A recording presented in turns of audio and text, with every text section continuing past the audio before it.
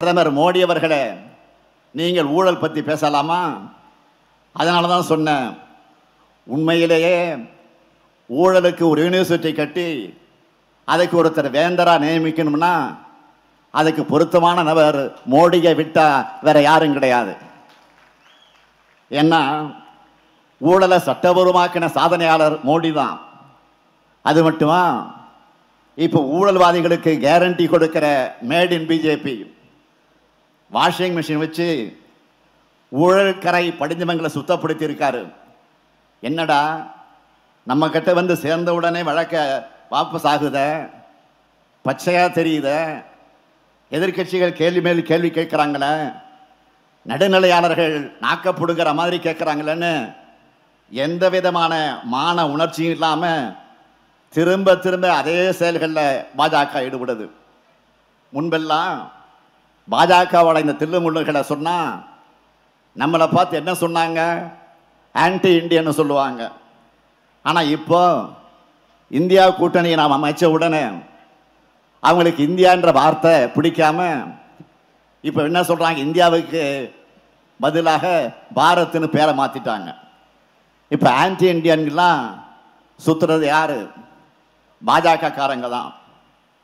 பாஜகவை பொறுத்தவரை அவங்க தைரியமா பேச காரணம் அவங்களுக்கு கொடுக்கறது தான் மக்களுக்கு நியூஸ்ன்னு நினைக்கிறாங்க. வேற நியூஸ் வந்தா அதை திசை திருப்ப மத உணர்வுகளை தூண்டிவிட்டு மக்களை அதை பற்றி பேச வச்சு அதை அப்படியே திசை திருப்பிடுவாங்க. பிஜேபி ஒரு மாநிலத்தில் வளர அவங்க தேடுறது மத பிரச்சனைகளை தான். அப்படி அங்கே பிரச்சனைகள் இல்லைன்னா எப்படி பிரச்சனையை தூண்டலாம்னு ரூம் போட்டு யோசிக்கிற கலவர கட்சி தான் பாஜக. உதாரணத்துக்கு ஒன்று சொல்கிறேன். நம்ம இந்தியாவில் ஒருத்தர் தான் சாமிக்கு பொறி வச்சு படைப்பார். இன்னொருத்தர் தான் கும்பிடுகிற சாமிக்கு கறி வச்சு படைப்பார். இது அவங்களோட வழிபாட்டு முறை, காலங்காலமாக கடைபிடிக்கப்படுகிற பண்பாடு. மோடியும் பாஜகவும் என்ன சொல்றாங்க? நீங்க இதை சாப்பிடக்கூடாது, அதை சாப்பிடக்கூடாதுன்னு சொல்றாங்க. நம்ம பாஜக கிட்ட சொல்றது, மக்கள் என்ன சாப்பிட்டாலும் நீங்க தயவு செஞ்சு அந்த சோத்துல மண்ணள்ளி மட்டும் போடாதீங்க. இப்படியெல்லாம் நம்ம பேசுறதால நம்மளை பார்த்து என்ன சொல்றாங்க? ஊழல் கட்சி, குடும்ப அரசியல்னு தேஞ்சி போன டேப் ரெக்கார்டர் மாதிரி திரும்ப திரும்ப சொல்லிக்கிட்டே இருக்காங்க. இதுக்கு பதில் சொல்லியே நாம் டயர்டாகிடுவோம். ஆனால் அவங்க கூட்டணியிலையும் அவங்க கட்சியிலையும் இருக்கிற ஊழல்வாதிகள் வாரிசுகளுக்கு பிரதமர் மோடியே ஆதரித்து தேர்தல் பிரச்சார கூட்டங்களில் பேசுகிறாரு. என்ன வேடிக்கை! இன்னொரு வேடிக்கையும் பண்ணுவார். நிறைய பேர் ராத்திரி 12 மணிக்கு தனியாக இருந்து கூட பேய் படம் பார்த்துருவாங்க. ஆனால் மோடி நைட்டில் டிவியில் பேச போகிறாருன்னா பலரும் நெஞ்சு படப்படுத்துகிறவங்களுக்கு. அந்த அளவுக்கு நாட்டு மக்கள் மன ரீதியாக பயத்துக்கு ஆளாகி இருக்கக்கூடியவர் தான் பிரதமராக இருக்கக்கூடிய மோடி. திடீர்னு ஒரு நாள் இரவு டிவியில் வந்தார். 500 ரூபாய் 1000 ரூபாய் நோட்டுகள் செல்லாதுன்னு சொன்னார். எந்த விதமான திட்டமிடுதலும் இல்லாமல் ஒரு திட்டத்தை கொண்டு வந்துட்டு அதுக்கு தினம் தினம் புதுசாக ரூல்ஸ் போட்டார். கேட்டால் கருப்பு பணத்தை ஒழிக்கிறேன்னு வசனம் பேசினார். சரின்னு மக்களும் அவரை நம்பி அவரை சொன்னதெல்லாம் செஞ்சாங்க. கருப்பு பணம் ஒழிஞ்சிடுச்சா? 99 விழுக்காடு பணம் திரும்ப வந்துட்டுதா ரிசர்வ் வங்கி சொல்லிடுச்சு. முதல்ல இந்த நடவடிக்கையை ஆதரிச்ச எல்லோரும் கொஞ்ச நாள்லே கடுமையாக விமர்சிச்சாங்கள. அதோடு விட்டாரா? புதுசாக அறிமுகப்படுத்தின 2000 ரூபாய் நோட்டும் செல்லாதுன்னு சில ஆண்டுக்குள்ளே அறிவித்தார். அந்த பணமும் 97 விழுக்காடு திரும்ப வந்துடுச்சு. அப்போ கருப்பு பண ஒழிப்புன்ற மோடி மஸ்தான் வித்த எதுக்கு? அந்த பண மதிப்பு நடவடிக்கை தான் ஏழைகளின் நடுத்தர குடும்பங்கள் மேலே நடத்தப்பட்ட முதல் தாக்குதல். கடுகு டப்பால சுருக்கு பையில் இருந்த காசெல்லாம் இப்போ செல்லா காசு ஆயிடுச்சு. சிறு குறு நடுத்தர வியாபாரிகள் எல்லோரும் நடுத்தருவுக்கு வந்தாங்க. மோடி கிட்ட வாஷிங் மிஷின் மட்டும் இல்லை, ஒரு பூத கண்ணாடியும் இருக்கு. அது மூலமா ஏழைகளோட சுருக்கு பையில எவ்வளவு பணம் இருக்குதுன்னு தெரிஞ்சுக்கிட்டு அதை எப்படி பறிக்கலாம்னு சிந்திக்க ஆரம்பிச்சவர். அதுக்கு உதாரணம் உங்களுக்கு சுருக்கு பை எதுக்கு, எல்லோரையும் வங்கிகள் அக்கௌண்ட் ஆரம்பிங்கன்னு சொன்னார். அதை நம்பி மக்கள் எல்லாம் அவங்ககிட்ட இருந்த காசை அக்கௌண்ட்டில் போட்டாங்க. கொஞ்ச நாளில் மினிமம் பேலன்ஸ் கம்மியாக இருக்குன்னு அதையும் பிடுங்கிட்டார். அந்த ஃபைனில் மட்டும் எவ்வளோ வசூலானது தெரியுமா? 21,000 கோடி ரூபாய். தொடர்ந்து விடலை.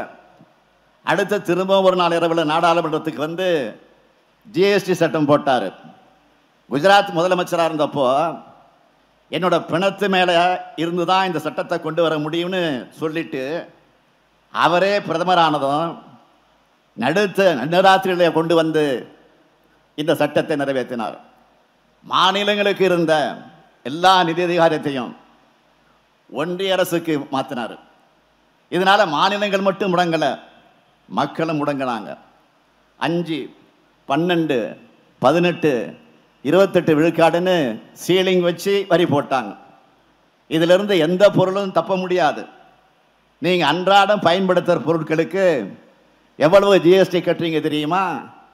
அரிசிக்கு 5 விழுக்காடு, பருப்புக்கும் 5 விழுக்காடு, சேமியா, சர்க்கரை, மஞ்சள் மற்றும் துணிகளுக்கு 5 விழுக்காடு வரி. பெரிய ஆன்மீக காவலர்கள் மாதிரி பேசுதே பாஜக, அவங்க தான் கோவிலில் ஏற்றுற சூடத்துக்கு முதல் முறையாக 18 விழுக்காடு வரி போட்டாங்க. ஊதுவத்தி சாம்பிராணிக்கு 5 விழுக்காடு வரி, மெழுகுவத்திக்கு 12 விழுக்காடு வரி, மாணவர்களுடைய நோட்டு புத்தகங்களுக்கு 12 விழுக்காடு வரின்னு ஏழைகளுடைய பணத்தை கொள்ளையடிக்கிறாங்க. இதை பார்த்து நாம் மட்டும் விமர்சிக்கலை. வட மாநிலங்கள் என்ன சொல்கிறாங்க?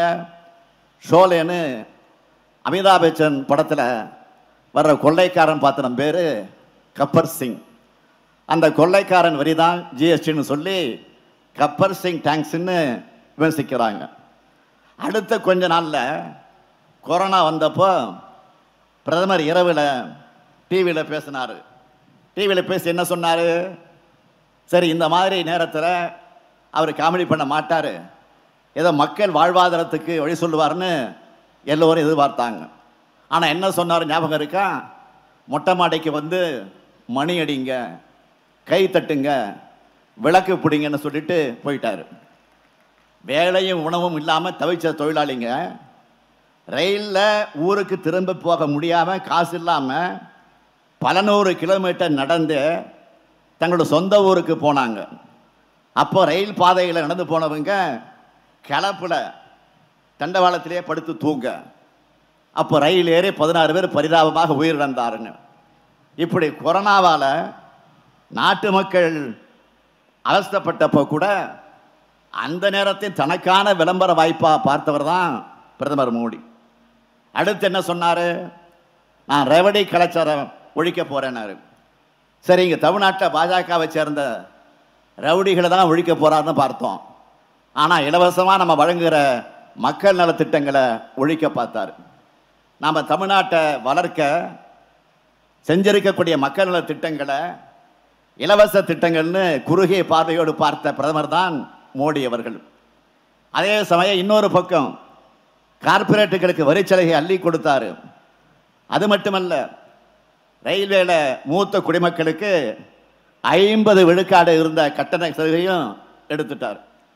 அதாவது மக்களுடைய வறுமையிலும் ஏழாமையிலும் கூட லாபம் பார்க்கணும்னு நினைக்கிறவர் தான் மோடி இருக்கார்.